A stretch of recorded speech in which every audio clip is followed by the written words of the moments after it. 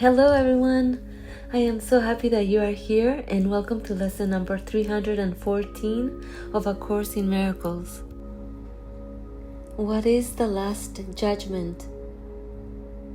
Christ's second coming gives the Son of God this gift. To hear the voice for God proclaimed that what is false, and what is true has never changed. And this the judgment is, in which perception ends. At first, you see a world that has accepted this as true, projected from a now corrected mind. And with this holy sight, perception gives a silent blessing and then disappears, its goal accomplished and its mission done.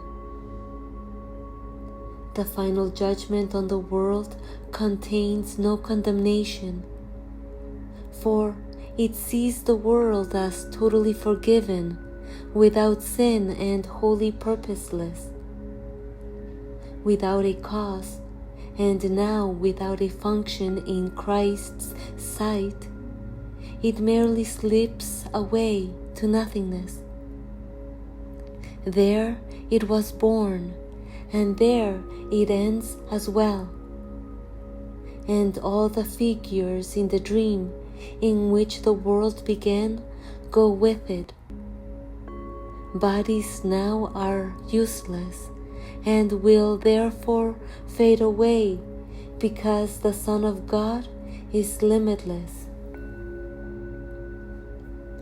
You who believed that God's last judgment would condemn the world to hell along with you, accept this holy truth. God's judgment is the gift of the correction He bestowed on all your errors, freeing you from them and all effects they ever seemed to have. To fear God's saving grace is but to fear complete release from suffering, return to peace, security and happiness, and union with your own identity. God's final judgment is as merciful as every step in His appointed plan to bless His Son and call Him to return to the eternal peace He shares with Him. Be not afraid of love, for it alone can heal all sorrow, wipe away all tears, and gently waken from his dream of pain the Son whom God acknowledges as His. Be not afraid of this. Salvation asks you give it welcome, and the world awaits your glad acceptance, which will set it free. This is God's final judgment. You are still my holy Son, forever innocent, forever loving and forever loved, as limitless as your Creator, and completely changeless and forever pure. Therefore, awaken and return to me. I am your Father, and you are my Son. Lesson 314. I seek a future different from the past. From new perception of the world, there comes a future very different from the past. The future now is recognized as but extension of the present. Past mistakes can cast no shadows on it, so that fear has lost its idols and its images, and being formless, it has no effects. Death will not claim the future now, for life is now its goal, and all the needed means are happily provided. who can grieve or suffer when the present has been freed, extending its security and peace into a quiet future filled with joy. Father, we were mistaken in the past and choose to use the present to be free. Now do we leave the future in your hands, leaving behind our past mistakes, and sure that you will keep your present promises and guide the future in their holy light.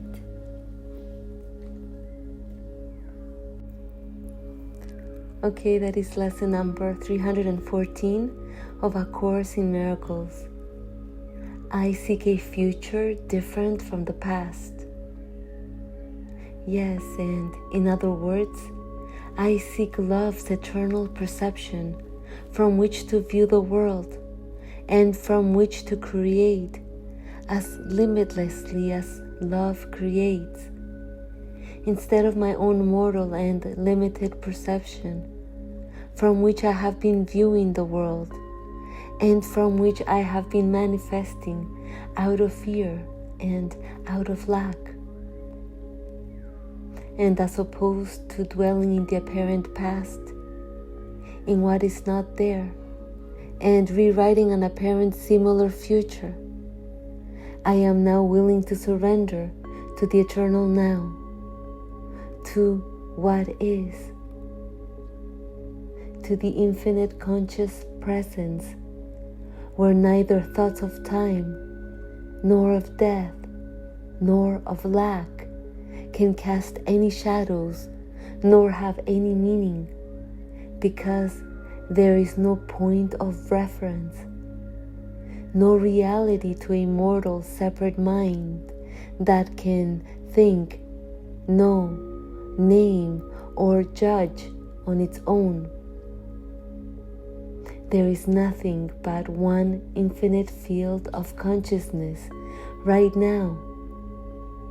And so, right now, I consciously choose to no longer be led by the unconscious habit of engaging with my limited thoughts, my interpretations, my versions of the story, my past, and seemingly let my engagement with thoughts continue to hurt me.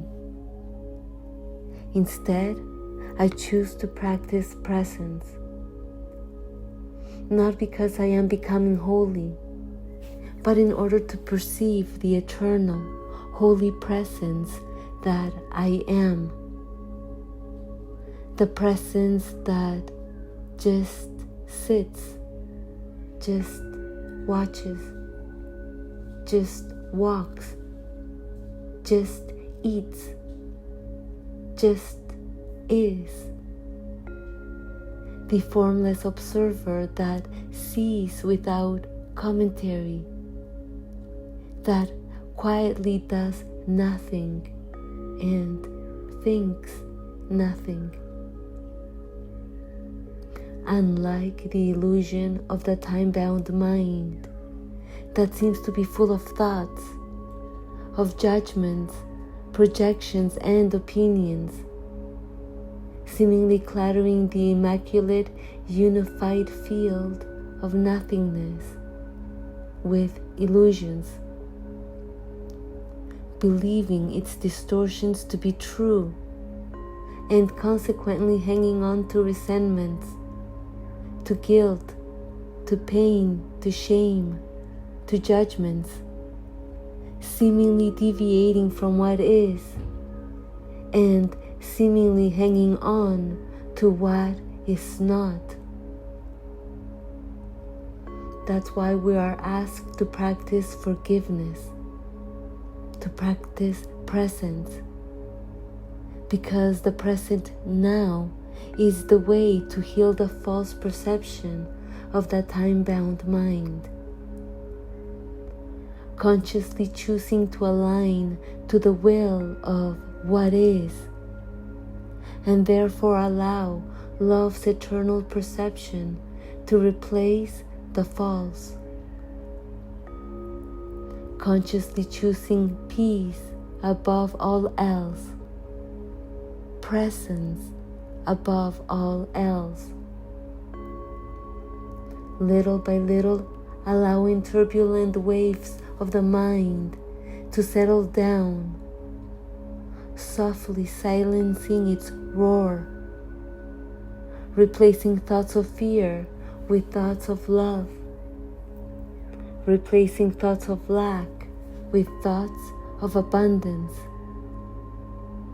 seemingly undoing the illusory perception of the time-bound mind and seemingly expanding into love's perception, going from limitations to boundlessness, and therefore simultaneously changing experiences in time accordingly. Placing my trust not on the time-bound mind, which is skeptical, thinks, assesses, and doubts. Placing my trust not on the one that asks for proof, how, when, or why, because that one doesn't exist. Placing my trust on the timeless presence that is not led by fear, nor lack or limitations.